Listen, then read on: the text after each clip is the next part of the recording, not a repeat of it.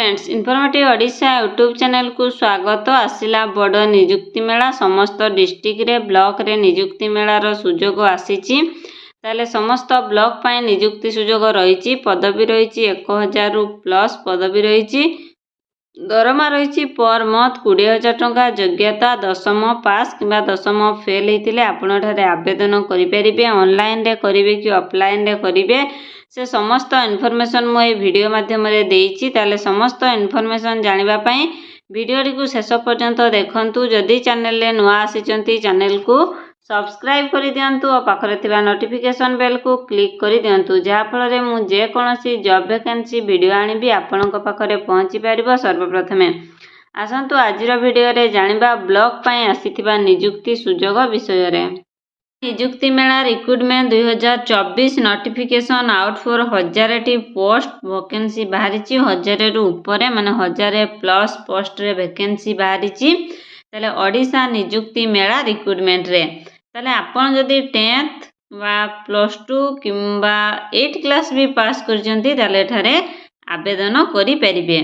देखंतु name of the organization देइची district employment exchange office Mayurbhanj Odisha रे पोस्ट बाहरी। Type job type contractual basic category private job. Name of the post security guard. तापर application mode walk in interview हबो। Who can apply all Odisha candidate आवेदन करि परिबे। Place of posting केवल ओडिशा रे ही posting रहिबो। ताले सिलेक्शन प्रोसेस किपरि रहिबो केवल इंटरव्यू हबो और डॉक्यूमेंट वेरिफिकेशन साहाय्य रे आपण मानकू सिलेक्शन करा जीवो। ताले वैकेंसी डिटेल्स देखंतु पूरा डिटेल्स दे देइची। तो मिनिमम एज रही 19 वर्ष मैक्सिमम एज रही 40 वर्ष। 19 वर्ष रु अधिक आउ 40 वर्ष रु कम हेतिले आपण ठारे आवेदन करि परिबे। किछि पिलांकर एज रिलैक्सेशन मध्ये रही। देखंतु ओबीसी पय रही 3 वर्षर। एसटी एससी पीडब्ल्यूडी पय रही 5 वर्षर। एक्स सर्विसेस मैन पय रही 5 वर्षर। पीडब्ल्यूडी प्लस एसटी एससी पय रही 15 वर्षर एज रिलैक्सेशन मध्ये रही। ताले देखंतु इंटरव्यू डेट माने मयूरभंज डिस्ट्रिक्ट रे पोस्ट वैकेंसी बाहरी को ब्लॉक रे भी बाहरी संपूर्ण डिटेल्स दे देइची। देखंतु पूरा डिटेल दे देइची। आपण माने से ब्लॉक रे इंटरव्यू हेबो। आपण माने जाई सेठारे आवेदन करि परिबे। इंटरव्यू ने तिरिंगी ब्लॉक रे 6 सेप्टेम्बर रे इंटरव्यू हेबो। बिजोतला ब्लॉक रे हेबो 9 सेप्टेम्बर रे। बहालदा ब्लॉक रे हेबो 6 सेप्टेम्बर। विषय रे हेबो 9 सेप्टेम्बर रे। कुसुमी ब्लॉक रे हेबो 10 सेप्टेम्बर रे। जामदा ब्लॉक रे हेबो 10 सेप्टेम्बर। जसीपुर ब्लॉक रे हेबो 11 सेप्टेम्बर रे। रायरंगपुर ब्लॉक रे हेबो 11 सेप्टेम्बर रे। ररुआ ब्लॉक रे हेबो 12 सेप्टेम्बर रे। सुकुरुली ब्लॉक रे हेबो 12 सेप्टेम्बर रे। ठाकुरमुंडा ब्लॉक रे हेबो 13 सेप्टेम्बर रे।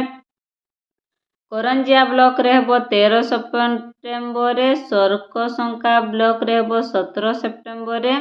बांगरीपोशी ब्लॉक रे हेबो 17 सेप्टेम्बर रे। सुड़ियापदा ब्लॉक रे हेबो 18 सेप्टेम्बर रे।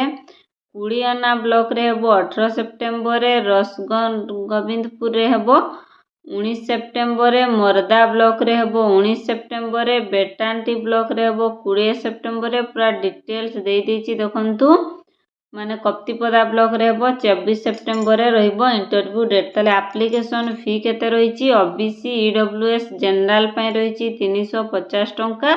एसटी एससी ओमेन बा ओमेन पय मध्ये 350 टंका एप्लिकेशन फी रहिची। ताले इंपोर्टेंट डॉक्यूमेंट्स कोन कोन आपण जेते बेले इंटरव्यू देबा पय जिबे ताले इंपोर्टेंट डॉक्यूमेंट सब कोन कोन नेबे। एजुकेशनल सर्टिफिकेट समस्त धरिकी जाइथिबे। आपण मनकर जो भी एजुकेशन क्वालिफिकेशन अच्छी समस्त सर्टिफिकेट धरिकी जिबे। आधार कार्ड धरिकी जिबे। बैंक अकाउंट पासपोर्ट आउ recent colour passport size photo नहीं कि आपण माने जाई परिबे। तो सैलरी रही पर मंथ 15,000 रु 20,000 पर्यंत सैलरी रही। ताले देखंतु किछि इंपोर्टेंट लिंक मध्ये देइची देखि पारुथिबे माने स्क्रीन रे इंपोर्टेंट लिंक देइची। आपण माने जदि नोटिफिकेशन पीडीएफ देखिबा पई चाहुचंती ताले सेही नोटिफिकेशन पीडीएफ रे आपण क्लिक कले नोटिफिकेशन पीडीएफ देखि परिबे। देखंतु मोठी नोटिफिकेशन पीडीएफ रे क्लिक करिवि तापरे संपूर्ण नोटिफिकेशन देखि परिबे। संपूर्ण notification PDF district skill development cum employment office Mayurbhanj बारिपदारे पोस्ट वैकेंसी बाहरी आपण माने चाहिले आवेदन करें। देखंतु पूरा डिटेल्स दे देछि आपण माने पूरा डिटेल्स रे पढ़िबे नोटिफिकेशन पीडीएफ को तापरे आपण आवेदन करें। Selection category for security guard पई देखंतु 10th पास करथिबे किबा 10th फेल हेतिले आपण माने ठारे आवेदन करें।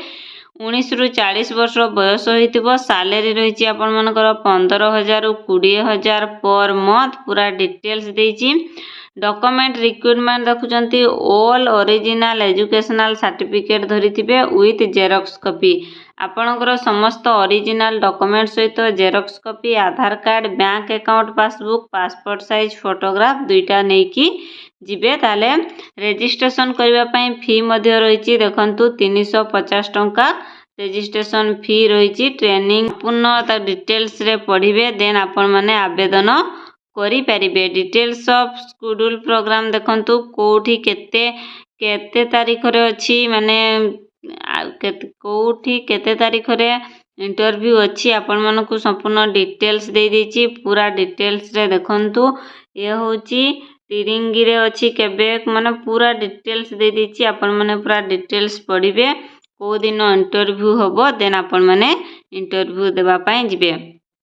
आशा करूची आज भिडियोटी आपण मानकु भल लागिथिबो। जदि भल लागिछि भिडियोटी को लाइक करंतु निज फ्रेंड्स मानकु शेयर करंतु आ जम्मा भी भूलंतु नै आपण मानकर को डिस्ट्रिक्ट कमेंट करबा पई। आपणकर डिस्ट्रिक्ट रे जदि जो भी जॉब वैकेंसी वीडियो आसिला मु आपण मानकु निहाती जणेबी। ताले आज भिडियो तो अतिकिरे विदाय नउची। पुणी एक न्यू जॉब वैकेंसी वीडियो नै आसीबी। रहिली नमस्कार जय जगन्नाथ।